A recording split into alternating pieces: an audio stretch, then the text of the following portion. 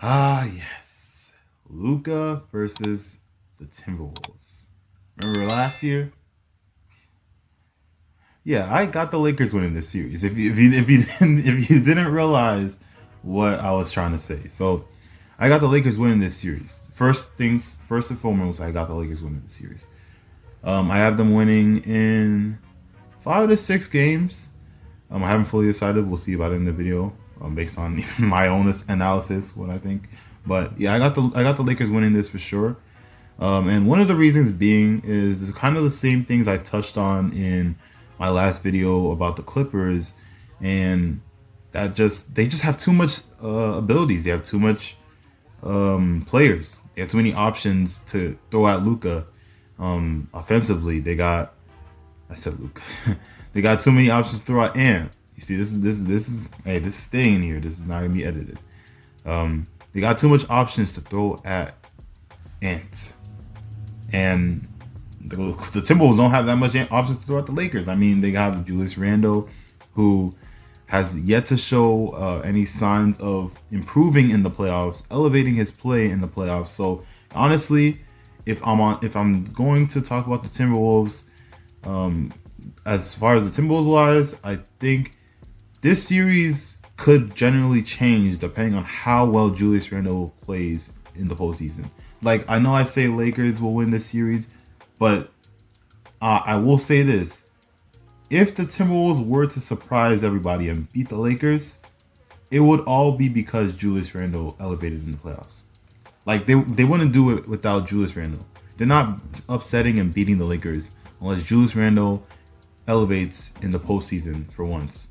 And I think he has the talent to do so. It's just the other things, the mentality, the things that, if you're an Knicks fan, you know what I mean when I say the other things that come into it. He just has to just lock in and realize he is the second best player on this team, and really can be the second best scoring option on this team if he just focuses on the game and not anything else. And genuinely, if I'm being honest, genuinely, he has the ability to be that second option that's good enough for the Timberwolves to beat and upset the Lakers.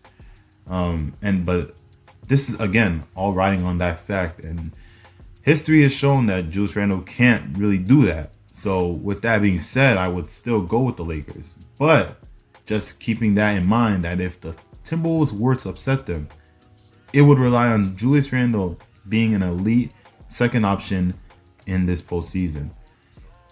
Rudy Gobert has proven time and time again that he probably shouldn't have won the last maybe 2 or even 3 Defensive Player of the Years, as this guy just countlessly continues to be scored on and dropped by all these guards. Like, what are we doing at this point, bro? Why do we keep giving this man Defensive Player of the Years, bro? Why do we keep doing this? Why do we keep doing this, NBA? We should just stop. There should be no more Defensive Player of the Years for Rudy Gobert. He got dropped. He got scored on by Terrence Mann. That should have been it. That should have been what y'all realized. But it took Luka cooking him last season in the Western Conference Finals for y'all to realize this. Or maybe you haven't, honestly, NBA. But yeah, point I'm trying to make is Rudy Gobert is going to be outclassed once again by Luka, probably Austin Reeves, LeBron, and just all the other offensive options that the Lakers could throw at him. Like, even Bronny could probably get something off of this guy. I'm gonna be honest with you. So you can't trust on Rudy Gobert to have an insane performance. I'm not gonna lie, he's probably gonna get scored on a lot, and it's gonna be very unsurprising, I'm honest. And then I also want to mention Naz Reid being a very underrated factor, because I don't think there's a lot of people on the Lakers that could guard Naz Reid. So that can also be something to put into account. I think DiVincenzo is going to be very important this series. I think if I'm the Grizzlies and I'm Chris Finch, I'm looking to have just have him go out there and get some minutes, get some playing time.